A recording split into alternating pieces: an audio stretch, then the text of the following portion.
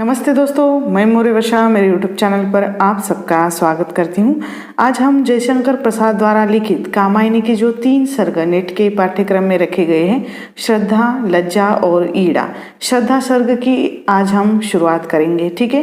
तो चलिए श्रद्धा सर्ग देख लेते हैं। श्रद्धा कामायनी का तीसरा सर्ग है, ठीक है। कामायनी में 15 सर्ग है, जिसमें से एक श्रद्धा जो तीसरा सर्ग है। कौन तुम संस्कृति जलनिधि तीर, तरंगों से फेंकी मणि एक, कर रहे निर्जन का चुपचाप, प्रभा की धारा से अभिषेक।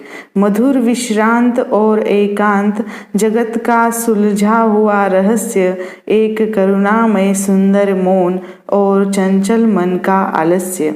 अब इसमें छायावादी कवि जयशंकर प्रसाद ने कामायनी में जो श्रद्धा सर्ग दिया है, इसमें प्रलय काल में शेष बचे मनु अपनी गुफा के समीप निर्जन स्थान पर बैठे हुए थे। तभी श्रद्धा उधर से घूमती हुई आ निकली और मनु से उनका परिचय पूछने लगी। अब इसमें संसार रूपी सागर के किनारे बैठे हुए आप कौन हैं? जिस प्रकार सागर की लहरें मणि को निकालकर किनारे पर फेंक देती है, उसी प्रकार सांसारिक व्यथा रूपी लहरों ने आपको यहाँ ला बिठाया। क्या आप मुझे अपना परिचय देंगे? इस निर्जन स्थान को आप अपनी जो कांति से उसी प्रकार सुशोभित कर रहे हैं, जैसे सागर किनारे पड़ी मणि तट को प्रकाशित करती है। मधुरता से भरे हुए इस निर्जन जगत के तुम सुलझे हुए रहस्य जान पड़ते हो। तुम्हारा व्यक्तित्व मेरे लिए रहस्यपूर्ण है, क्योंकि मैं तुम्हारे बारे में कुछ भी नहीं जानता हूँ। किंतु जब तुम्हारे मुख पर निराशा, दुख एवं अवसाद के भाव देखती हूँ, तो मुझे यह रहस्य कुछ कुछ सुलझता सा जान पड़ता है। मैं समझ जाती हूँ कि तुम संसार से हताश हुए कोई व्यक्ति हो। तुम्हारे मुख पर छाई इस मौन भाव को देखकर मेरे मन में तुम्हारे प्रति करुणा का भाव उत्पन्न हो रहा है, और ऐसा लगता है जैसे तुम्हारे मन में अक्रमण्यता एवं चंचलता का समावेश है। इसमें संस्कृति जलनिधि में रूपक अलंकार, मणि मनुरूपी में जो रूपकातिशोक्ति अलंकार है, ठीक है। आगे की पंक्तियां इस तरह है। सुना यह मनु ने मधु गुंजार, मधुकरी का सा जब सानंद, किए मुख नीचा कमल समान, प्रथम कवि का जो सुंदर छंद, एक झिटका सा लगा सहर्ष, निरखने लगे लूटे से कौन, गा रहा यह सुंदर संगीत, कुतूहल रह न सका फिर मौन। अब इसमें जल प्रलय में शेष बचे मनु हिमालय पर्वत पर निर्जन स्थान में अपनी गुफा के सामने बैठे हुए थे। तभी श्रद्धा उधर से घूमती आ गई और उनका परिचय पूछने लगी। और श्रद्धा की मधुर वाणी सुनकर मनु को जो दशा हुई है, उसका वर्णन इन पंक्तियों में कवि ने किया है। जब मनु ने श्रद्धा की वह मधुर वाणी सुनी, जो भ्रमरी की मधुर गुंजार के सदृश थी, तब उनका मन प्रसन्नता से भर गया। उस समय मनु अपने मुख को कमल के समान झुकाए हुए बैठे थे। उससे उस वाणी से वही माधुर्य एवं आनंद प्राप्त हुआ जो आदि कवि वाल्मीकि के मुख से अनायास निकले उस छंद में था, जो क्रौंच वध के अवसर पर उनके जो करुणा विगलित हृदय से निकल पड़ा था। श्रद्धा की उस मधुर वाणी को सुनकर मनु के सारे शरीर में स्फूर्ति सी व्याप्त हो गई और शरीर की जड़ता समाप्त हो गई। जैसे बिजली का झटका लगने से शरीर को अजीब सी अनुभूति होती है, वैसी ही नव चेतना उनके शरीर में व्याप्त हो गई थी। वे प्रसन्नता पूर्वक एवं विस्मय विमुग्ध होकर यह देखने लगे कि कौन है जो इतनी मधुर वाणी में बोलकर संगीत की सृष्टि कर रहा है। वे अपने कौतूहल को शांत नहीं रख सके और यह देखने के लिए उत्सुक हो उठे कि कौन है जो मधुर वाणी में बोल रहा है। इसमें मधुकरी का सा यानी उपमा अलंकार है कि मुख नीचा कमल समान में उपमा अलंकार है। और आगे की पंक्तियां इस तरह है। और देखा वह सुंदर दृश्य नयन का इंद्रजाल अभिराम, कुसुम वैभव में लता समान, चंद्रिका से लिपटा घनश्याम, हृदय की अनुकृति बाह्य उदार, एक लंबी काया उन्मुक्त, मधु पवन क्रीडित, जो शिशु साल सुशोभित हो सौरभ संयुक्त। अब इसमें जो मधुर वाणी यानी श्रद्धा की मधुर वाणी सुनकर कुतूहलवश जब उनकी झुकी हुई दृष्टि ऊपर उठाई तो उन्हें अपने समक्ष एक सुंदर युवती दिखाई दी जिसका सौंदर्य अत्यंत आकर्षक था। इन पंक्तियों में कवि ने श्रद्धा के उसी सौंदर्य का वर्णन किया है। श्रद्धा मनु को एक सुंदर दृश्य के रूप में दिखाई पड़ी। जैसे सुंदर दृश्य देखते समय नेत्र उस पर टिके रह जाते हैं, उसी प्रकार श्रद्धा के अंग प्रत्यंग की शोभा को देखकर मनु के नेत्र उस पर टिके रह गए, वहां से हटाने पर भी न हटे। श्रद्धा का वह मोहक सौंदर्य नेत्रों को आकृष्ट करने वाला सम्मोहक जादू की भांति था।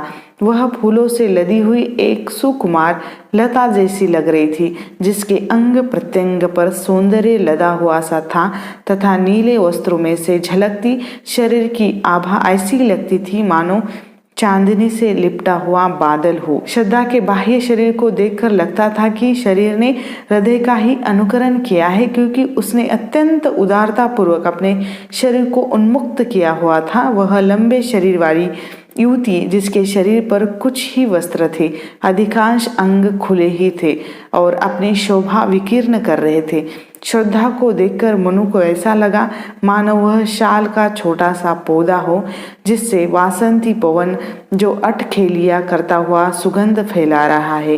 भाव यह है कि श्रद्धा उन्मुक्त हृदय वाली एक ऐसी युवती थी जिसने अपनी लंबी काया पर जो कम वस्त्र धारण किए हुए थे, उसके शरीर से भीनी भीनी सुगंध निकल रही थी और उसके व्यक्तित्व में मस्ती एवं चंचलता का समावेश था।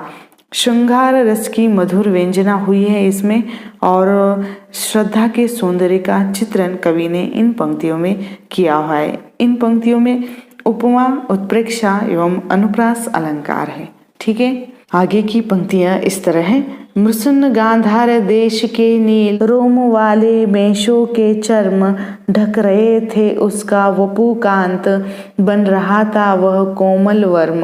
अब इन पंक्तियों में श्रद्धा के शरीर पर शोभायमान नीले वस्त्रों का वर्णन किया है। मनु ने जब कुतूहलवश दृष्टि उठाकर देखा तो उन्हें अपने समक्ष एक अपूर्व सुंदरी यानी नवयुवती खड़ी दिखाई दी, जिसके सुंदर शरीर पर गांधार देश में पाई जाने वाली नीले रंग की भेड़ों की चिकनी खाल से बने हुए जो वस्त्र शोभा पाते हुए ऐसे लग रहे थे मानो वे उस सुंदर शरीर की रक्षा कवच की भांति कर रहे हैं। और इसमें श्रद्धा गांधार देश की निवासिनी थी। उसके शरीर पर सुशोभित नीले वस्त्र भेड़ों की खाल से बने थे। गौर वर्ण पर नीला रंग बहुत जचता है। कवि ने यहाँ पर वही वर्णन किया है। इसमें जो अलंकार है उत्प्रेक्षा अलंकार है। ठीक है, आगे की पंक्तियां इस तरह हैं।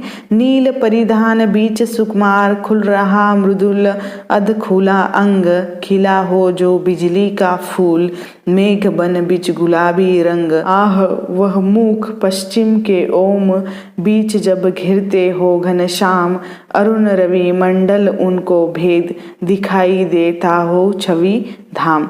अब श्रद्धा ने नीले रंग के वस्त्र पहने थे, जिनमें से उसके अंगों की आभा झलक रही थी। उसके मुख पर तेज विद्यमान था। ये सब कवि ने सौंदर्य वर्णन श्रद्धा का किया है। श्रद्धा ने अपने शरीर पर नीले रंग के वस्त्र धारण किए हुए थे, जिनसे उसका सुकुमार मृदुल अंग उरोज आधा खुला हुआ दिखाई दे रहा था। नीले वस्त्रों में से झलकती हुई अंगों की इस आभा को देखकर ऐसा लगता था मानो बादलों के उपवन में गुलाबी रंग की आभा वाला बिजली का फूल खिला हुआ हो। काले बालों की पृष्ठभूमि में दमकते हुए गौर वर्ण वाले मुख के सौंदर्य का तो कहना ही क्या। उसे देखकर ऐसा लगता था मानो पश्चिम के आकाश में घिरे हुए काले काले बादलों को भेदता हुआ लाल सूर्य मंडल दिखाई देता हुआ अत्यंत सुंदर लग रहा हो। भाव यह है कि काले केश बादलों जैसे थे तथा दमकता हुआ मुखमंडल सूर्य की भांति लग रहा था। प्रसाद ने जो श्रद्धा के दीप्यमान या मुखमंडल के लिए सूर्य का उपमान किया है और सौंदर्य का वर्णन किया है, इसमें सूर्य में तेज विद्यमान है ऐसा उन्होंने कहा है। सूर्य की कर्कशता को कम करने के लिए उसे पश्चिम दिशा का सांध्यकालीन सूर्य माना गया है, जिसमें दाहकता कम होती है, लालिमा ज्यादा होती है और साथ ही वह बादलों के पीछे से निकल रहा है। इन पंक्तियों में उत्प्रेक्षा एवं उपमा अलंकार है। ठीक है, आगे की पंक्तियां इस तरह है। या की नव इंद्रनील लघु श्रृंग फोड़ कर धधक रही हो कांत, एक लघु ज्वालामुखी अचेत माधवी रजनी में अशांत। अब इसमें नील परिधान में सुसज्जित श्रद्धा का मुख यौवन की लालिमा एवं तेज से दीप्यमान हो रहा था, इसी का वर्णन कवि ने इसमें किया है। उस दीप्यमान मुखमंडल को देखकर ऐसा प्रतीत हो रहा था मानो नीलम पर्वत की छोटी चोटी को फोड़कर एक छोटी सी ज्वालामुखी वासंती रात्रि में लगातार विस्फोट रहित होकर धधक रही है। भाव यह है कि श्रद्धा का मुख एक छोटे से ज्वालामुखी की भांति तेजोदीप्त था और इन पंक्तियों में कवि ने उत्प्रेक्षा अलंकार की व्यंजना की है। नारी के मुख के लिए ज्वालामुखी का उपमान देकर प्रसाद ने अपूर्व उपमान विधान किया है। ज्वालामुखी की कर्कशता को कम करने के लिए उसे छोटा ज्वालामुखी कवि ने कहा है। इसमें संदेह और उत्प्रेक्षा अलंकार है। ठीक है, आगे की पंक्तियां इस तरह है। घिर रहे थे घुंघराले बाल अंश अवलंबित मुख के पास, नील घन शावक से सुकुमार सुधा भरने को विधु के पास, और उस मुख पर वह मुस्कान रक्त किस लय पर ले विश्राम, अरुण की एक किरण अम्लान अधिक अलसाई हो अभिराम।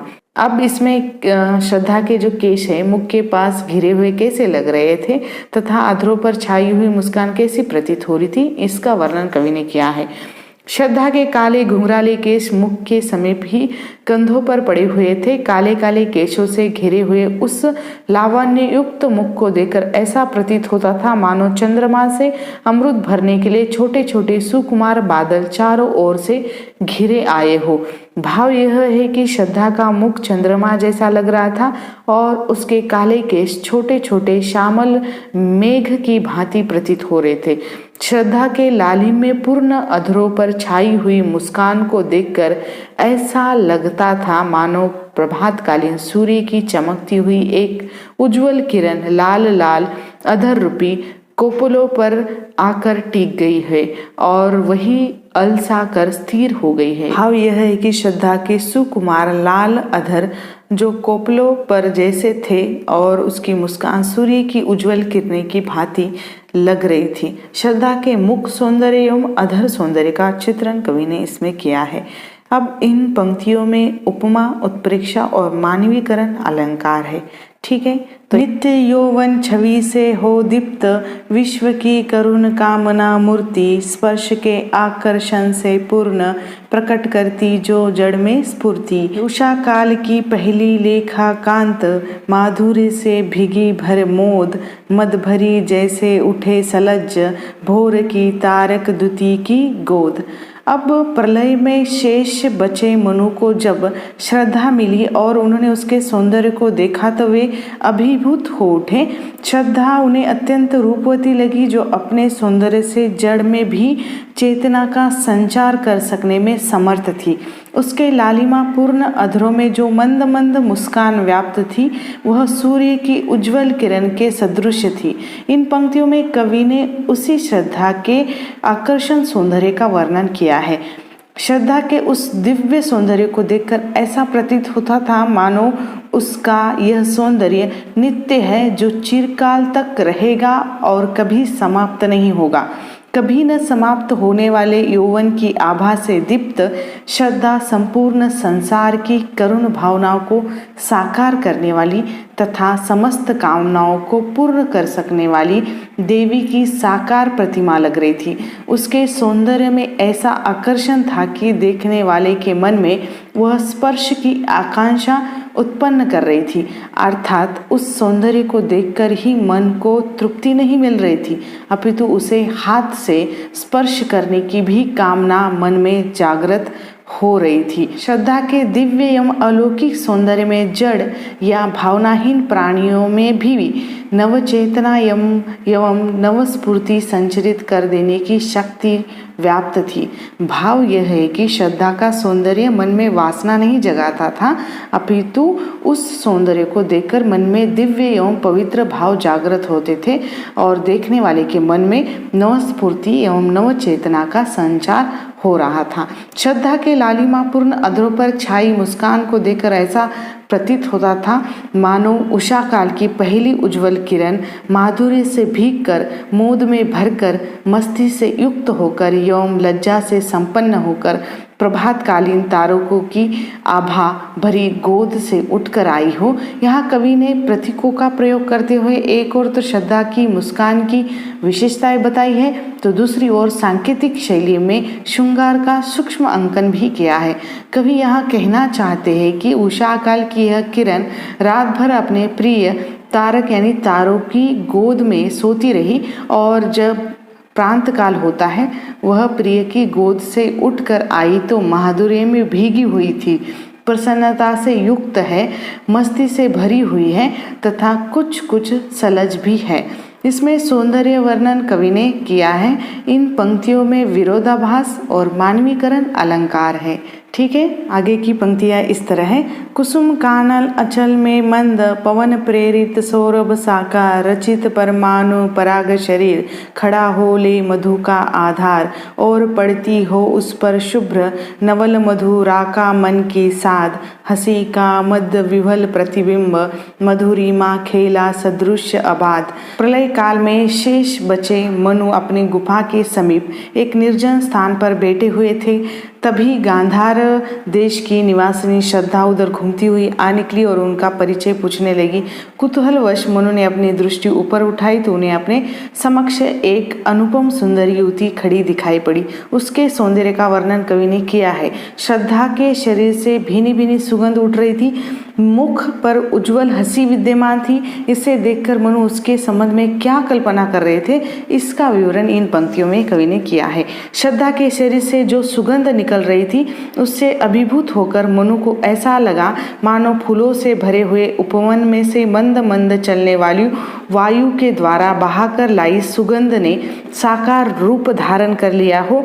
भाव यह है कि श्रद्धा सुगंध की साकार प्रतिमूर्ति थी। उसके शरीर का निर्माण करने के लिए पराग रूपी परमाणुओं को मकरंद में सान कर एक आधार था। भाव यह है कि श्रद्धा का निर्माण पुष्पों के पराग, मकरंद एवं सुगंध से हुआ था, अर्थात उसके शरीर का गौर वर्ण पराग के सदृश था। उसमें पराग जैसी कांति एवं मुसन्नता थी, साथ ही वह मकरंद की मधुरता एवं मस्ती से युक्त थी। उसके शरीर में फूलों की सुगंध व्याप्त थी। श्रद्धा के आभापूर्ण मुखमंडल पर जो मंद मंद मुस्कान व्याप्त थी उससे देखकर ऐसा लगता था मानो पराग निर्मित इस शरीर पर वासंती पूर्णिमा की मनोहर एवं चित्त आकर्षक शुभ्र चांदनी पड़ रही हो।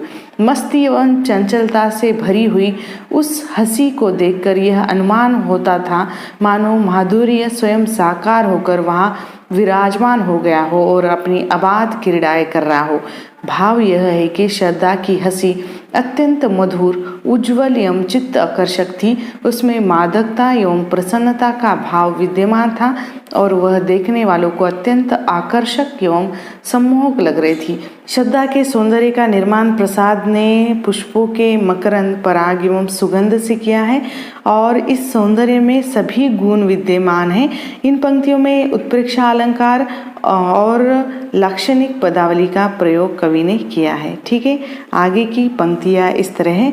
कहाँ मनु ने नभ धरनी बीच, बना जीवन रहस्य निरूपाय, एक उल्का सा जलता भ्रांत, शून्य में फिरता हूँ असहाय, शैल निर्जय न बना हतभाग्य, गल नहीं सका जो की हिमखंड, दौड़ कर मिला न जलनिधि अंक, आह वैसा ही हूँ पाखंड।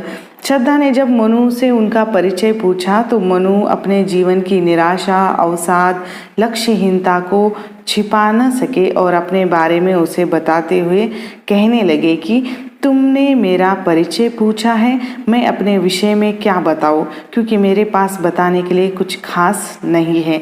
बस यह समझ लो कि पृथ्वी और आकाश के बीच में जो स्थित इस निर्जन प्रदेश में मैं निरुद्देश्य इधर उधर भटक रहा हूँ। मेरा जीवन एक रहस्य भरी हुई पहेली के समान नाना प्रकार की उलझनों से भरा हुआ है, जिन्हें सुलझा पाना मेरे लिए संभव नहीं है। मेरी स्थिति आकाश के उस जलते हुए उल्का पिंड के सदृश है जो तीव्र ताप को लिए हुए आकाश में इधर उधर भटकता है, क्योंकि उसे अपने गंतव्य लक्ष्य का कोई बोध नहीं होता। ठीक यही स्थिति मेरी भी है। मैं अपने हृदय की वेदना को लिए हुए इस निर्जन प्रदेश में भटक रहा हूँ, क्योंकि मुझे अपने गंतव्य का पता नहीं है। मनु आगे कहता है कि मैं वह भाग्यहीन पर्वत हूँ जिससे कोई झरना नहीं फूटा। मैं अपनी तुलना उस हिमखंड से कर सकता हूँ जो पिघल कर नदी का रूप धारण नहीं कर सका। पर्वत एवं हिमखंड की उपयोगिता तभी है जब उनमें से कोई झरना या नदी निकलती है जो अपने आसपास की भूमि को उर्वर एवं हरा भरा बनाती है, किंतु मैं ऐसा कुछ भी न कर सका। अतः मुझे अपना जीवन नितांत अनुपयोगी लगता है। मैं कोई भी लोक कल्याणकारी कार्य नहीं कर पाया, अतः जीवन की व्यर्थता को ढोए जा रहा हूँ। भाव यह है कि मनु अपने जीवन को भार स्वरूप समझ रहा है। उन्हें वेदना, दुख एवं निराशा के कारण जीवन व्यर्थ लग रहा है।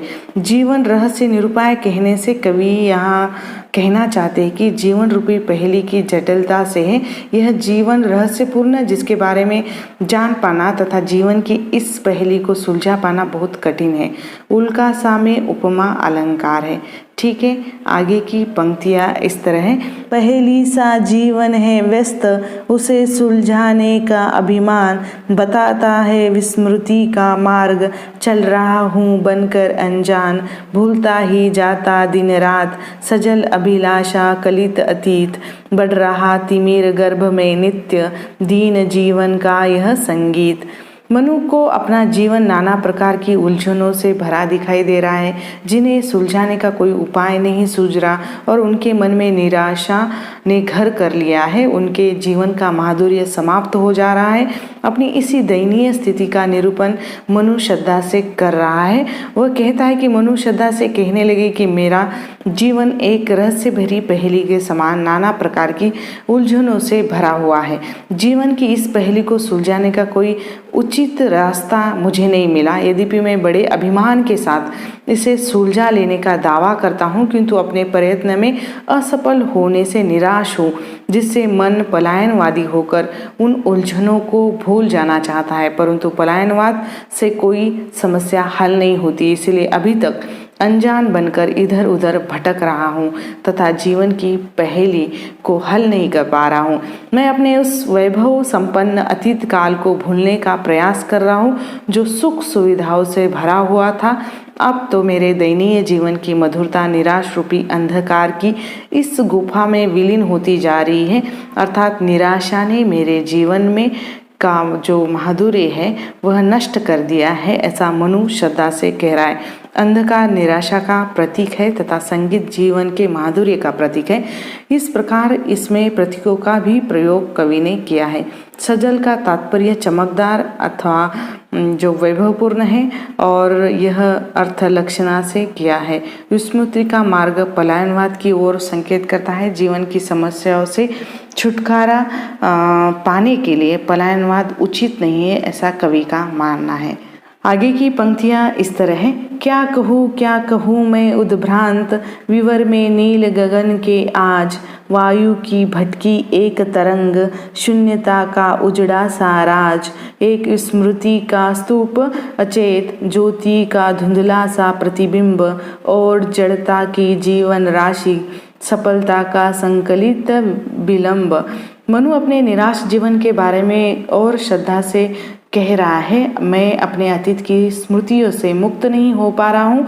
वैभव संपन्न भूतकाल एवं निराशापूर्ण जो वर्तमान ने मेरे भविष्य को अंधकारमय कर दिया है। इसी विषय में वे अपने मनोभाव को श्रद्धा के प्रति व्यक्त कर रहा है। मनु कहता है कि मनु श्रद्धा से कहने लगा, मैं अपने बारे में क्या बताऊँ। मुझे ऐसा लगता है कि मैं एक भ्रम में पड़ा हुआ हूँ भटका हुआ व्यक्ति हूँ, जिसे अपने जीवन के लक्ष्य का बोध नहीं है, जिसे नील गगन में वायु की कोई तरंग दिशा विहीन होकर इधर से उधर भटकती रहती है। ठीक यही दशा मेरी भी है। मैं भी दिशा विहीन होकर इधर उधर इस शून्य निर्जन प्रदेश में भटकता फिर रहा हूँ। मेरा जीवन शून्यता से उजड़े हुए राज्य जैसा है, जिसमें अब कोई आशा आकांक्षा शेष नहीं बची है। मुझे लगता है कि मेरा जीवन स्मृतियों का एक जड़ता से युक्त ढेर है, प्रकाश का धुंधला प्रतिबिंब है। मुझे नहीं लगता कि अब जीवन में कभी सफलता प्राप्त कर सकूंगा। भाव यह है कि मनु अत्यधिक निराश है तथा अतीत के सुखों को भूल न पाने के कारण अपने वर्तमान से असंतुष्ट है। निराश व्यक्ति का मनोवैज्ञानिक चित्र कवि ने मनु के माध्यम से इन पंक्तियों में किया है। ठीक है, आगे की पंक्तियां इस तरह है। कौन हो तुम वसंत के दूत, विरस पतझड़ में अति सुकुमार, घन तिमिर में चपला की रेख, तपन में शीतल मंद बयार, नखत की आशा किरण समान, हृदय के कोमल कवि की कांत, कल्पना की लघु लहरी दिव्य, कर रही मानस हलचल शांत। मनु ने अपनी निराशा भरे जीवन के बारे में श्रद्धा को बताया और उसके बाद उसने उसका परिचय पूछते हुए कहने लगा कि तुम कौन हो जिसने यहाँ आकर मेरे जीवन में क्षीण आशा का संचार कर दिया है। इन पंक्तियों में कवि ने इसी का वृत्तांत दिया है। मनु पूछने लगा कि हे सुकुमार अंगों वाली, तुम कौन हो? जिस प्रकार नीरस पतझड़ में मौसम में कोयल आकर जो अपनी मधुर कूक से वसंत के आगमन की सूचना देती है, उसी प्रकार तुम्हारी मधुर वाणी को सुनकर मेरे निराश जीवन में भी आशा का संचार हो गया है। जैसे बादलों के घने अंधकार में भटकते हुए व्यक्ति को मार्ग नहीं मिलता, किंतु तभी बिजली चमक कर उसे दिशा बोध कराती है और वह भटकता व्यक्ति अपने मार्ग पर चल पड़ता है, उसी प्रकार मेरे निराश जीवन में तुमने आशा की एक क्षीण किरण चमका कर मुझे प्रसन्नता से भर दिया है। तुम्हारा आगमन मेरे जीवन में वायु के उस शीतल झोंके की तरह हुआ है जो तपन से दुखी व्यक्ति को राहत पहुंचाता है। मनु आगे कहता है कि अंधेरे में भटकते व्यक्ति को तारों का क्षीण प्रकाश भी मदद पहुंचाने वाला होता है। तुमने यहाँ आकर वही कार्य मेरे निराश जीवन में किया है। तुम्हारी यह मधुर वाणी सुनकर मुझे वैसा ही आनंद प्राप्त हुआ जैसा कोमल हृदय वाले कवि की कल्पना की छोटी सी लहर कविता के रूप में फूट पड़ती है और मन की हलचल को शांत कर देती है। भाव यह है कि तुम्हारी वाणी में काव्य जैसा माधुर्य है जिसने मेरे मन रूपी मानस सरोवर को शांत कर दिया है। कवि ने श्रद्धा के लिए 3 उपमान चुने हैं: वसंत का दूत कोयल, चपला की रेख बिजली, शीतल मंद बयार यानी हवा का ठंडा झोंका। ये तीनों ही उपमान जो आशा का संचार करने वाले हैं। ठीक है, कहते हैं लगा कहने आगंतुक व्यक्ति, मिटाता उत्कंठा सविशेष, दे रहा हो कोकिल सानंद, सुमन को जो मधुमय संदेश। भरा था मन में नव उत्साह, सीख लूं ललित कला का ज्ञान, इधर रहे गंधर्वों के देश, पिता की हूँ प्यारी संतान। घूमने का मेरा अभ्यास बड़ा था मुक्त व्योमतल नित्य, कुतूहल खोज रहा था व्यस्त, हृदय सत्ता का सुंदर सत्य। दृष्टि जब जाती हिमगिरी और, प्रश्न करता मन अधिक अधीर, धरा की यह सिकुड़न भयभीत, आह कैसी है क्या है पीर। मधुरिमा में अपनी ही मौन, एक सोया संदेश महान, सजग हो करता था संकेत, चेतना मचल उठी अनजान। बड़ा मन और चले ये पैर, शैल मालाओं का श्रृंगार, आँख की भूख मिटी यह देख, आह कितना सुंदर संभार। एक दिन सहसा सिंधु अपार, लगा टकराने नगतल शुब्ध, अकेला यह जीवन निरुपाय, आज तक घूम रहा विश्रब्ध, यहाँ देखा कुछ बलि का अन्न, भूत हित रत किसका यह दान, इधर कोई है अभी सजीव, हुआ ऐसा मन में अनुमान। मनु ने जब श्रद्धा का परिचय जानना चाहा, तब श्रद्धा उन्हें अपने बारे में बताती हुई कहने लगी कि जब श्रद्धा ने देखा कि मनु उसका परिचय परिचय जानने को उत्सुक है, तब वह उनकी तीव्र उत्कंठा को शांत करती हुई उन्हें अपने बारे में बताने लगी। जब श्रद्धा मनु को अपने बारे में बता रही थी तो ऐसा लग रहा था मानो कोयल किसी पुष्प को वसंत के आगमन की सुखद सूचना दे रही हो। श्रद्धा ने बताया कि मैं गंधर्व देश की रहने वाली हूँ और अपने पिता की प्रिय पुत्री हूँ। मेरे मन में ललित कलाओं का ज्ञान प्राप्त करने का जो तीव्र उत्साह था, इसीलिए मैं प्रकृति सौंदर्य का निरीक्षण करने हेतु इधर पर्वतों पर घूमने लगी।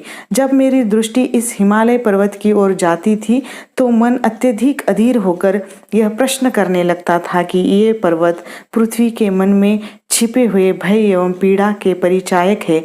लगता है कि पृथ्वी उस पीड़ा एवं भय के कारण ही पर्वतों के रूप में सिकुड़ गई है। इस प्रकार मुझे ये पर्वत पृथ्वी की पीड़ा एवं भय का बोध कराने लगते थे। मैं यह जानने को उत्सुक थी या व्यग्र हो उठी थी कि पृथ्वी के भीतर छिपी हुई वह वेदना और पीड़ा कैसी है। मेरा मन इन पर्वत श्रृंखलाओं का सौंदर्य देखने के लिए अत्यंत उत्सुक हो उठा और मन की इच्छा का अनुसरण करते हुए मेरे पैर आगे बढ़ते चले गए। इन पर्वतमालाओं का सौंदर्य एवं सजावट देखकर मेरे नेत्रों में व्याप्त सौंदर्य दर्शन की इच्छा तृप्त हो गई। वाह, इनकी सजावट, इनका सौंदर्य कैसा अनुपम है, ऐसा श्रद्धा कह रही है। श्रद्धा कहती कि एक दिन जब मैं इधर घूमती हुई आ निकली तो मैंने यहाँ बलि का अन्न रखा हुआ देखा। उस अन्न को देखते ही मैं समझ गई कि कोई व्यक्ति अभी भी जीवित है जो प्राणियों की कल्याण की कामना से यज्ञ कर रहा है। मैं सोचने लगी कि वह कौन हो सकता है। उस व्यक्ति को देखने के लिए मैं उत्सुक हो उठी। श्रद्धा ने अपना परिचय देते हुए ये बताया कि वह ललित कलाओं में रुचि रखती थी। ललित कलाओं का संबंध हृदय से होता है। कवि ने यहाँ यह प्रतिपादित करना चाहा है कि श्रद्धा हृदय का प्रतीक है। ठीक है, आगे की पंक्तियां इस तरह है। तपस्वी क्यों इतने हो क्लांत, वेदना का यह कैसा वेग, आह तुम कितने अधिक हताश, बताओ यह कैसा उद्वेग। निराश मनु से श्रद्धा उनकी हताशा का कारण जानना चाहती है। उनके दुख का मूल कारण क्या है, इस बारे में श्रद्धा मनु से पूछती है। कहती है कि हे तपस्वी, तुम इतने दुखी क्यों हो? तुम्हारी निराशा का मूल कारण क्या है? तुम्हारे हृदय में इतनी वेदना क्यों दिखाई दे रही है? तुम इतने क्षोभ से भरे हुए क्यों हो? मुझे तुम्हारी इस दशा को देखकर दुख हो रहा है और मैं जानना चाहती हूँ कि तुम इतने घबराए हुए तथा व्याकुल क्यों दिखाई पड़ रहे हो। कृपया मुझे इस बारे में बताओ। मनु की निराश एवं व्यक्ति की मनस्थिति कैसी होती है, यही कवि ने इसमें बताया है। ठीक है, आगे की पंक्तियां इस तरह है। हृदय में क्या है नहीं अधीर, लालसा जीवन की निशेष, कर रहा वंचित कहीं न त्याग, तुम्हें मन में धर सुंदर वेश। दुख के डर से तुम अज्ञात, जटिलताओं का कर अनुमान, काम से झिझक रहे हो आज, भविष्यत से बनकर अनजान। मनु की निराशा भरी तथा अवसादपूर्ण बातें सुनकर श्रद्धा उन्हें आशा एवं उत्साह भरा हुआ संदेश देती है। वह कहती है कि तुम्हारी जिजीविषा समाप्त क्यों हो रही है? निराशा की भावना तुम्हें छल रही है। तुमने अज्ञात दुखों की झूठी परिकल्पना कर रखी है। मुझे लगता है कि तुम भविष्य से डरकर काम की अवहेलना कर रहे हो। श्रद्धा मनु को संबोधित करती हुई कहने लगती है कि हे अधीर पुरुष, मुझे ये बताओ कि तुम्हारे हृदय में क्या जीवन की लालसा निशेष हो गई है, अर्थात क्या तुम्हारी जिजीविषा यानी जीवंत रहने की जो इच्छा होती है व्यक्ति की, वह समाप्त हो गई है? ऐसा क्यों हुआ है? कहीं ऐसा तो नहीं है कि निराशा की भावना त्याग का सुंदर वेश धारण करके तुम्हें ठग रही हो? भाव यह है कि तुम जो जीवन से पलायनवादी हो रहे हो, इसका मूल कारण मुझे तुम्हारी निराशा ही लग रही है।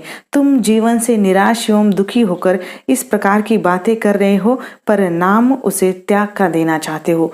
हे मनु, तुम अज्ञात दुखों की परिकल्पना करके डरे हुए हो। तुमको ऐसा लगता है कि कर्म में प्रवृत्त होने पर तुम्हें अनेक जटिलताओं का एवं कठिनाइयों का सामना करना पड़ेगा। भावी परिणाम से अनजान होने के कारण तुम उस काम शक्ति की उपेक्षा कर रहे हो जो जीवन के मंगल विधायिनी की शक्ति है। भाव यह है कि तुम्हें निराशा को त्याग कर कर्म में प्रवृत्त होना चाहिए। अपने मन में छुपे हुए डर को निकाल दो। भविष्य की चिंताओं से मुक्त होकर तुम्हें कर्म में रत होना चाहिए और काम जीवन की मंगल विधायिनी शक्ति है। इस तथ्य से अवगत होकर तुम्हें काम की उपेक्षा नहीं करनी चाहिए, तभी तुम अपने जीवन में सफलता प्राप्त कर सकोगे। नारी की भूमिका पुरुष की प्रेरक शक्ति के रूप में है। नारी ही पुरुष की निराशा, बेचैनी एवं अवसाद को दूर कर सकती है। कवि ने श्रद्धा की इसी भूमिका का संकेत इन पंक्तियों में दिया है। नारी की यह परिकल्पना कवि ने यहाँ व्यक्त की है। ठीक है, आगे की पंक्तियां इस तरह है। कर रही लीला में आनंद, महाचित्ती सजग हुई सी व्यक्त, विश्व का उन्मिलन अभिराम, इसी में सब होते अनुरक्त, काम मंगल से मंडित श्रेय, सर्ग इच्छा का है परिणाम, तिरस्कृत कर उसको तुम भूल, बनाते हो असफल भव धाम। अब प्रलय काल में सब कुछ विनिष्ट हो जाने से मनु अत्यंत निराश एवं अवसाद युक्त थे। श्रद्धा ने उन्हें यह बताया कि यह प्रलय तो उस महाचित्ती की एक लीला है। वही संसार का निर्माण करती है और वही इसे विनिष्ट भी कर देती है। तुम्हें इस रहस्य को जानकर प्रलय को सामान्य रूप से लेना चाहिए तथा निराश नहीं होना चाहिए। यह संसार महाचित्ती का स्वरूप होने से सत्य और सुंदर है, अतः इसमें प्रवृत्त होना श्रेयस्कर है, पलायन करना नहीं। तुम्हें मंगलमय काम शक्ति की भी उपेक्षा नहीं करनी चाहिए, तभी तुम अपने जीवन को नई दिशा या सही दिशा दे पाओगे। श्रद्धा मनु को समझाती हुई कहने लगी कि जिस प्रलय ने तुम्हें इतना अधिक हताश और निराश कर दिया है, वह तो महाचित्ती की एक लीला है। संभवतः तुम नहीं जानते कि वह महाचित्ती इस संसार में निरंतर 5 प्रकार की लीलाएं करती हुई आनंद का अनुभव करती है। उनकी वह 5 लीलाएं इस तरह है: सृष्टि, स्थिति, संहार, विलय और अनुग्रह। इसी प्रत्येक लीला में आनंद का अनुभव होता है, चाहे वह सृष्टि की लीला हो या संसार की लीला। वह महाचित्ती सजग होकर जब अपने स्वरूप को व्यक्त करती है, तब संसार का उन्मेष होता है। भाव यह है कि सृष्टि अर्थात जो जगत है, उस महाचित्ती यानी परमात्मा शिव की शक्ति का जो व्यक्त स्वरूप है, वह प्रलय उसका अव्यक्त स्वरूप है। वह संसार उस महाचित्ती का ही स्वरूप है, अतः यह भी उसी का परमात्मा के समान सत्य एवं सुंदर है। जब यह संसार सत्य और सुंदर है, तब इसमें प्रवृत्त होना श्रेयस्कर है, पलायन करना उचित नहीं है। यही समझकर सब बुद्धिमान प्राणी संसार में प्रवृत्त होते हैं, तुम्हारी भांति पलायन नहीं करते। श्रद्धा आगे कहती है कि हे मनु, यह संसार काम के मंगलमय स्वरूप से युक्त होने के कारण श्रेयस्कर है। यह काम शक्ति ही जीवन में मंगल का विधान करती है। यही संकल्प शक्ति भी है तथा यही कामेच्छा सृष्टि के नवनिर्माण का मूलभूत कारण है। यह कदापि उपेक्षणीय एवं त्याज्य नहीं है। उस महाचित्ती के हृदय में जब यह इच्छा उत्पन्न होती है कि मैं एक से अनेक हो जाऊं, तभी इस सुंदर एवं आह्लादकारी विश्व का उन्मिलन होता है। हे मनु, तुम्हें उस मंगलमय काम शक्ति की उपेक्षा नहीं करनी चाहिए। यदि तुम ऐसा करोगे तो तुम्हारा सांसारिक जीवन असफल हो जाएगा। भाव यह है कि तुम्हें अपने हृदय से निराशा, अवसाद को झटक देना चाहिए, कर्मलीन होकर संसार में प्रवृत्त होना चाहिए तथा उस काम शक्ति की उपेक्षा नहीं करनी चाहिए जो जीवन की मंगल विधायिनी शक्ति है। कवि ने यहाँ शैव दर्शन के अंतर्गत आने वाले प्रत्याभिज्ञा दर्शन की मान्यताओं को ग्रहण किया है और यहाँ व्यक्ति को निराशा से निकलने के उपाय भी बताए हैं। ठीक है, आगे की पंक्तियां इस तरह है। दुखी पिछली रजनी बीच, विकसता सुख का नवल प्रभात, एक पर्दा यह झीना नील, छिपाए है जिसमें सुख गाद, जिसे तुम समझे हो अभिशाप, जगत की ज्वालाओं का मूल, ईश का वह रहस्य वरदान, कभी मत इसको जाओ भूल। श्रद्धा निराश मनु को समझाती हुई कहती है कि जीवन में दुख के उपरांत सुख का आगमन अवश्य होता है। दुख तो परमात्मा का वरदान है, अतः उससे घबराना नहीं चाहिए। वे कहती है कि हे मनु, दुख रूपी रात्रि की अंतिम घड़ियां बीतने के बाद सुख का नया सवेरा जीवन में आता है। वस्तुतः सुख ने दुख का जो महीन और नीला वस्त्र पहन रखा है, जैसे ही यह वस्त्र झटता है या हटता है, वैसे ही सुख की उपलब्धि होती है। भाव यह है कि व्यक्ति को दुख से घबराना नहीं चाहिए। जीवन में सुख दुख का चक्र तो उसी प्रकार चलता रहता है जैसे रात के बाद दिन और दिन के बाद रात। तुमने जिस दुख को अपने जीवन में चिरस्थायी समझ लिया है वह तो क्षणिक है। यह दुख अवश्य समाप्त होगा और तुम्हें सुख की उपलब्धि होगी। जीवन में सुख तभी अच्छा लगता है जब व्यक्ति ने दुख भोग लिया हो। धूप की तपन के बाद ही पेड़ की छाया शीतल लगती है। नंगा सुख कभी अच्छा नहीं लगता। वह तभी अच्छा लगता है जब उसने दुख रूपी वस्त्र पहन रखे हो। हे मनु, जिस दुख को तुम जीवन का अभिशाप समझ बैठे हो और संसार के सभी कष्टों का मूल कारण मानते हो, वह ऐसा नहीं है। वह तो परमात्मा के द्वारा दिया गया एक रहस्यपूर्ण वरदान है। तुम्हें इस तथ्य को कभी नहीं भूलना चाहिए। भाव यह है कि इस दुख को तुम अभिशाप न मानकर परमात्मा का वरदान समझो, तभी तुम्हें शांति मिल सकेगी। दुख के बाद तुम्हारे जीवन में सुख का संचार भी अवश्य होगा। जीवन में सुख दुख का चक्र अनवरत रूप से चलता रहता है, ऐसा कवि ने इन पंक्तियों में कहा है। इन पंक्तियों में रूपक अलंकार है, ठीक है। विषमता की पीड़ा से व्यस्त हो रहा स्पंदित विश्व महान, यही दुख सुख विकास का सत्य, यही भूमा का मधुमय दान। नित्य समरसता का अधिकार, उमड़ता कारण जलदी समान, व्यथा से नीली लहरों बीच बिखरते सुखमणि गण द्युतिमान। निराश मनु को सृष्टि एवं संहार का दार्शनिक स्वरूप समझाने के उपरांत श्रद्धा ने उन्हें बताया कि जीवन में सुख और दुख का क्रम तो लगातार ही रहता है। दुख में व्यक्ति को निराश नहीं होना चाहिए। दुख और विषमता तो ईश्वर के द्वारा दिए गए वरदान है, क्योंकि विषमता की स्थिति से गुजरने के उपरांत ही समरसता की वह स्थिति प्राप्त होती है जो जीवन का चरम लक्ष्य है। श्रद्धा मनु को समझाते हुए कहने लगी कि हे मनु, तुम्हें दुख और विषमता को अभिशाप नहीं मानना चाहिए। इस संसार में विषमता के कारण ही सारी क्रियाशीलता दिखाई दे रही है। विषमता के अभाव में तो संपूर्ण विश्व निश्चेष्ट एवं क्रियाविहीन है। समरसता की स्थिति में द्वैत समाप्त हो जाता है। सुख दुख हानि लाभ पाप पुण्य का द्वैत विषमता में होता है, समरसता में नहीं। इसीलिए विश्व का समस्त स्पंदन गतिशीलता विषमता की स्थिति में ही संभव है। यह विषमता ही सुख दुख का विकास करती है। अतः यह अभिशाप नहीं है, अपितु उस विराट शक्ति परमात्मा भूमा का अनुग्रह पूर्ण वरदान है। उस महाशक्ति ने विषमता और दुख को सृष्टि के कल्याण के निमित्त बनाया है, अमंगल के लिए नहीं।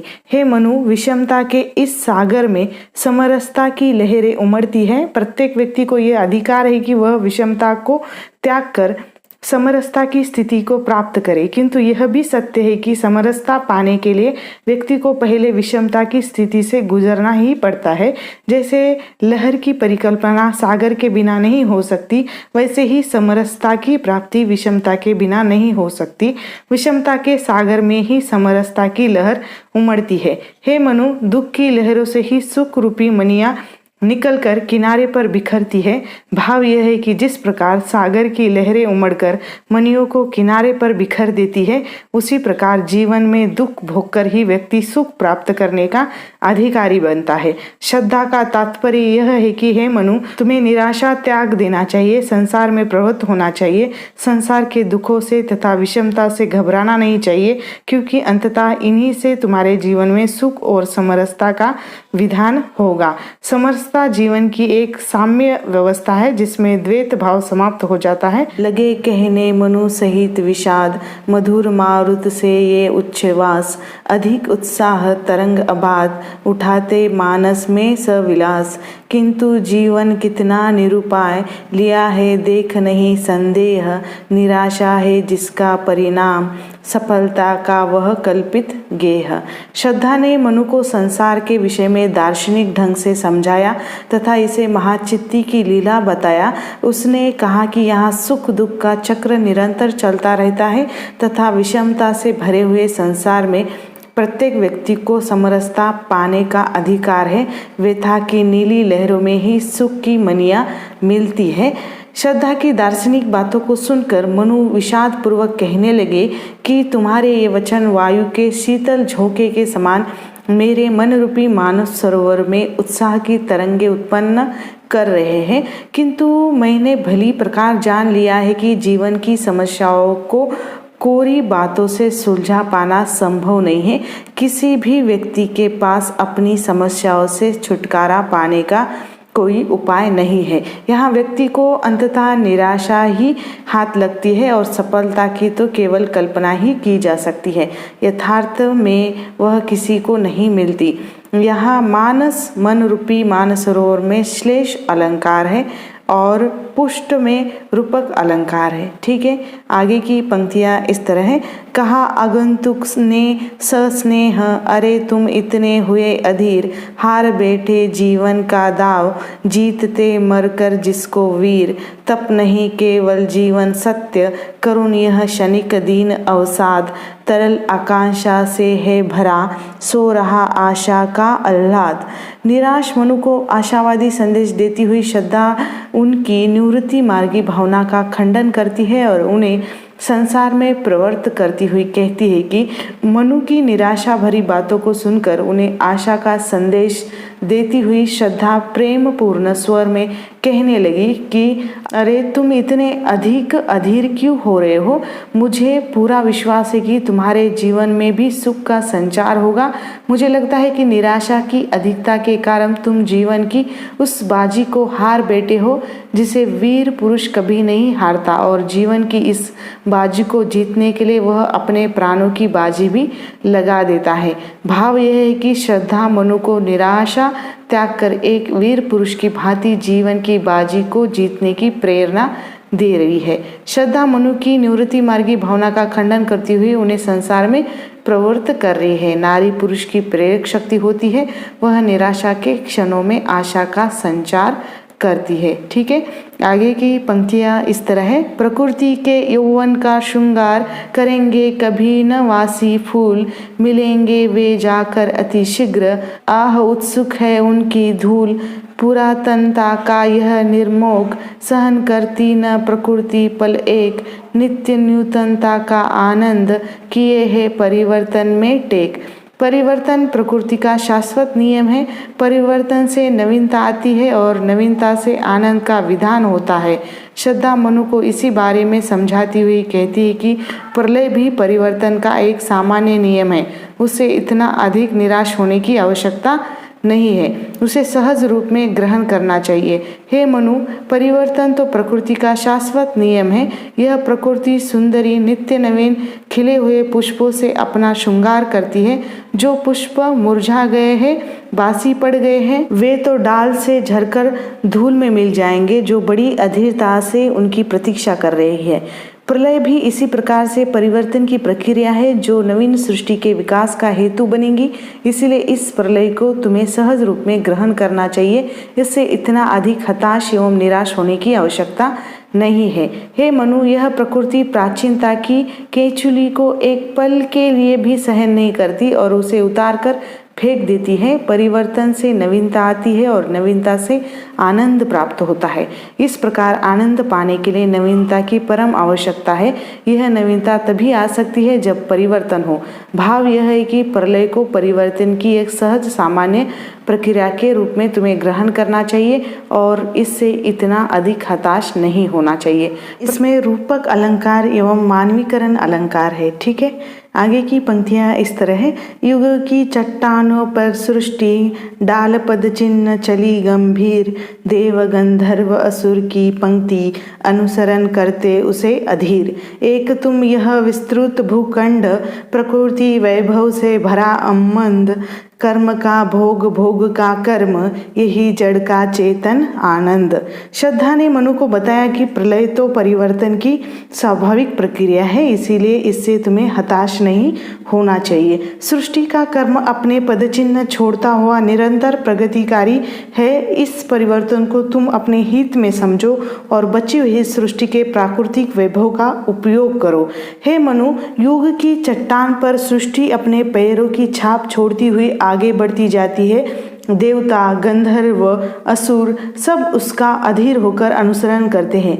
भाव यह है कि सृष्टि की प्रक्रिया का अनुसरण प्रत्येक व्यक्ति को करना पड़ता है। प्रलय को भी तुम इसी प्रक्रिया का एक अंग मानो और इसे सामान्य रूप में ग्रहण करो।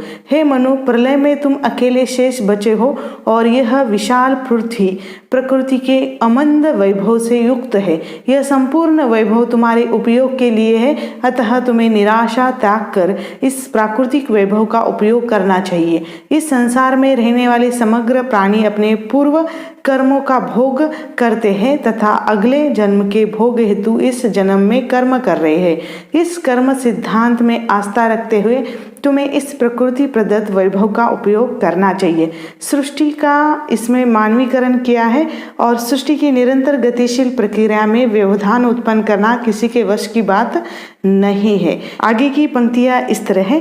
अकेले तुम कैसे असहाय यजन कर सकते, तुच्छ विचार तपस्वी आकर्षण से हीन कर सके नहीं आत्मविस्तार।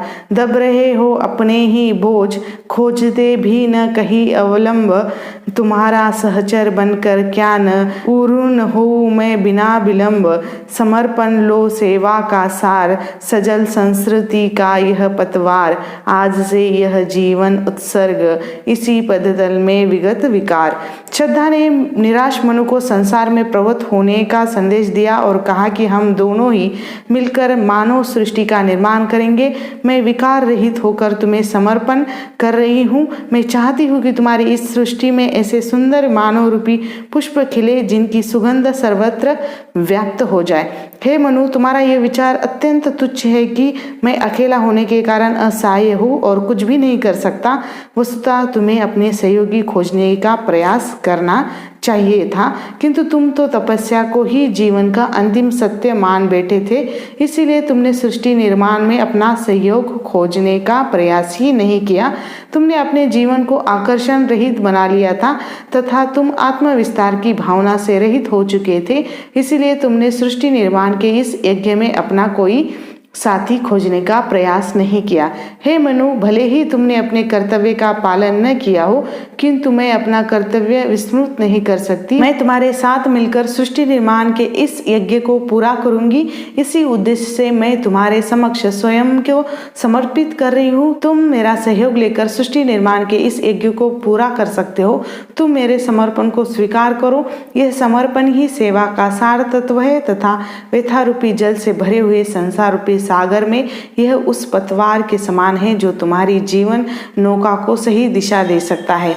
आज से मैं अपना जीवन तुम्हारे चरणों में विकार रहित होकर समर्पित कर रही हूँ। श्रद्धा ने अपने कर्तव्य का पालन करते हुए मनु को आत्मसमर्पण का प्रस्ताव किया है, विकार की भावना से नहीं। इन पंक्तियों में रूपकातिशोक्ति अलंकार है। ठीक है, आगे की पंक्तियां इस तरह है।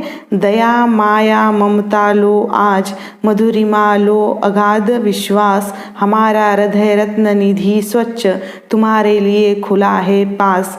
बनो संस्कृति के मूल रहस्य, तुम्ही से फैलेगी वह बेल। विश्व भर सौरभ से भर जाए, सुमन के खेलो सुंदर खेल।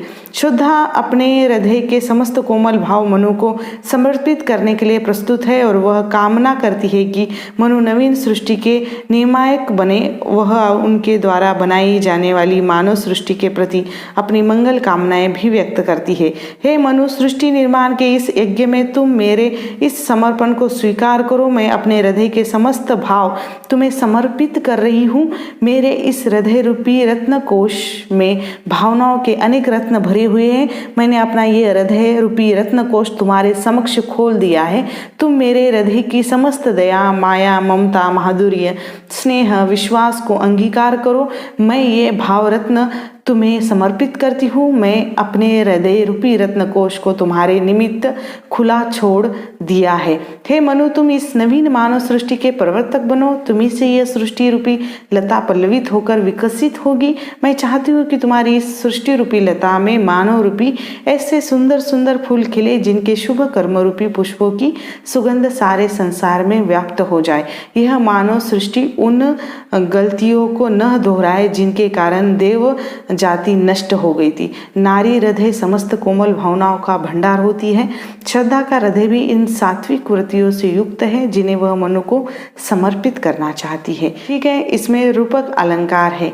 आगे की पंक्तियां इस तरह है, और यह क्या तुम सुनते नहीं, विधाता का मंगल वरदान, शक्तिशाली हो विजयी बनो, विश्व में गूंज रहा जयगान, डरो मत अरे अमृत संतान, अग्रसर है मंगलमय वृद्धि, पूर्ण आकर्षण जीवन केंद्र, खींची आवेगी सकल समृद्धि।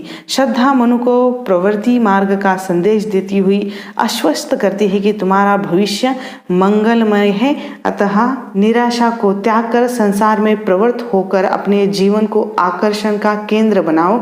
हे मनु, परमात्मा का यह मांगलिक वरदान सृष्टि में सर्वत्र गूंज रहा है। शक्ति का संचय करो और विजय श्री का वरण करो। इस संसार का यह नियम है कि यहाँ शक्तिशाली ही अपना अस्तित्व बचा पाते हैं, अतः कायर एवं अकर्मण्य बनकर संसार में कुछ पा सकना संभव नहीं है।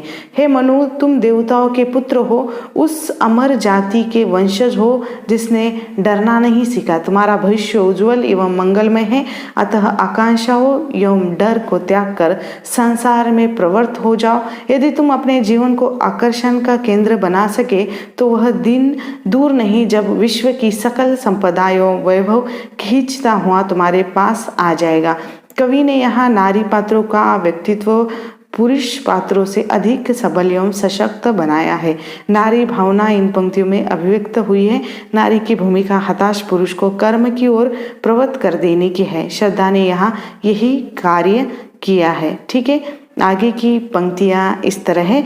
देव असफलताओं का ध्वंस, प्रचुर उपकरण जुटाकर आज, पड़ा है बन मानव संपत्ति, पूर्ण हो मन का चेतन राज, चेतना का सुंदर इतिहास, अखिल मानव भावों का सत्य, विश्व के हृदय पटल पर दिव्य अक्षरों से अंकित हो नित्य। श्रद्धा मनु को नवीन सृष्टि का विकास करने के लिए प्रेरित करती हुई कहती है कि देव सृष्टि के विनाश के खंडहरों पर ही मानव सृष्टि का विकास तुम्हें करना है और उनकी गलतियों से सबक लेते हुए ऐसी मानव सृष्टि विकसित करनी है जिसका इतिहास स्वर्ण अक्षरों में लिखा जाए। हे मनु, देव सृष्टि को जो सफलता मिली और उसका जो विनाश हुआ उससे मानव जाति को बहुत कुछ सीखने को मिला है। देव जाति का ध्वंस मानव जाति की संपत्ति है जो तुम्हें विरासत में मिली है। तुम्हें इसी ध्वंस पर नवीन सृष्टि का निर्माण करना है। मैं चाहती हूँ कि मानव सृष्टि में चेतना का राज्य हो, अचेतना का नहीं, जैसा कि देव सृष्टि में था। ऐसा श्रद्धा कहती है। और श्रद्धा आगे ये भी कहती है कि मानव जाति का इतिहास चेतना का सुंदर इतिहास ही है तथा उनमें मानवीय भावों का सत्य निहित हो, अर्थात मानव सृष्टि में मानवता एवं मानवीय मूल्य का आदर हो। मेरी कामना है कि विश्व के इतिहास में मानव सृष्टि के क्रियाकलाप स्वर्ण अक्षरों में अंकित हो जाए। भाव यह कि मानव जाति उन दुर्गुणों, अहंकार, अकर्मण्यता एवं भोग विलास से दूर रहे जो देव जाति के विनाश के कारण बने थे। श्रद्धा ने मानव सृष्टि को देव जाति के विनाश से शिक्षा लेने की प्रेरणा दी है और मानव सृष्टि के प्रति मंगल कामना की अभिव्यक्ति की है।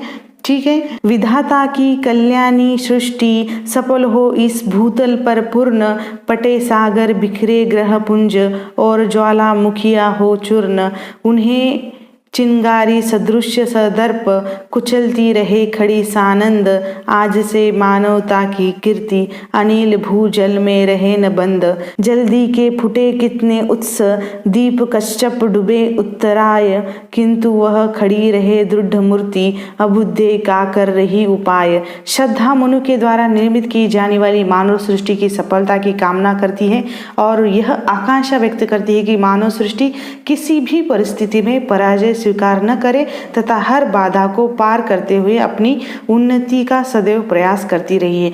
वे आगे कहती है कि हे मनु, मैं चाहती हूँ कि तुम इस मानव सृष्टि के विधाता यानी निर्माण करने वाले बनो। तुम्हारे द्वारा निर्मित यह मानव सृष्टि इस पृथ्वी पर पूर्ण सफलता प्राप्त करे। इस मानव सृष्टि के सामने जो भी बाधाएं आएगी वे नष्ट हो जाए। कठिनाइयों का या कठिनाई जो आएगी उसको समाप्त किया जाए और अवरोध को चूर चूर हो जाए।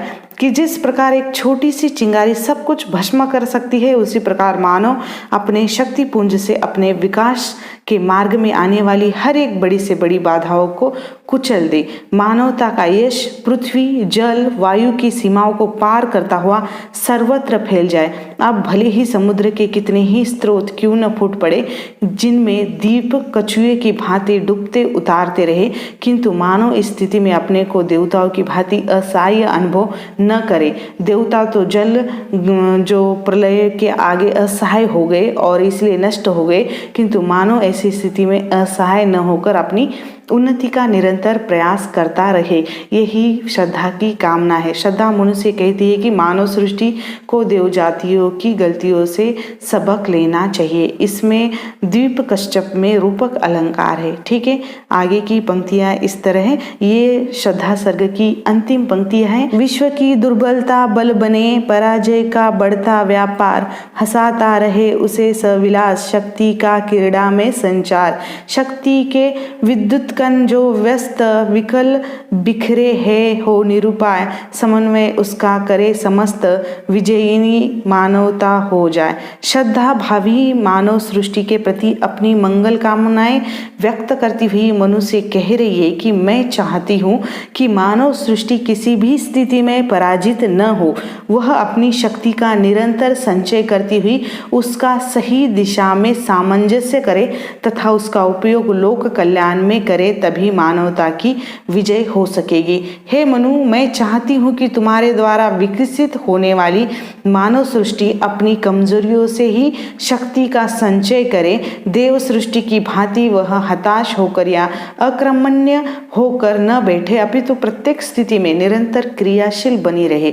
मानव सृष्टि को भले ही प्रारंभ में कठिनाइयां एवं पराजय झेलनी पड़ेगी, किंतु यह पराजय उसे हताश न कर सके, अपितु दुगने उत्साह से हंसते हुए वह पुनः कर्मशील होकर उस पराजय को विजय में बदल दे तथा निरंतर गतिशील होकर प्रगति के पथ पर अग्रसर रहे। यही मेरी कामनाएं यानी श्रद्धा की मंगल कामनाएं हैं। श्रद्धा कहने लगी कि हे मनु, व्यक्ति मात्र में शक्ति का अपार स्रोत निहित है, किंतु उसकी यह शक्ति एक निश्चित दिशा की ओर उन्मुख नहीं है। उसे यदि कोई सही दिशा की ओर उन्मुख कर दे तथा उसका उपयोग मानवता के हित में किया जाए तो निश्चय ही मानवता का कल्याण हो जाएगा। तुम्हें यही प्रयास करना है, बिखरी हुई शक्तियों को एक दिशा देनी है जिससे मानव जाति का कल्याण हो सके। मनु को अक्रमण्यता का संदेश श्रद्धा दे रही है और विश्व कल्याण के लिए सभी शक्तियों का समन्वय आवश्यक है, तभी मानवता की जीत होगी, ऐसा यहाँ मनु को श्रद्धा कह रही है। ठीक है, तो यहाँ पर हमारा जो श्रद्धा सर्ग है वह समाप्त हो जाता है। अगले वीडियो में हम लज्जा सर्ग को शुरुआत करेंगे। ठीक है, तब तक के लिए धन्यवाद।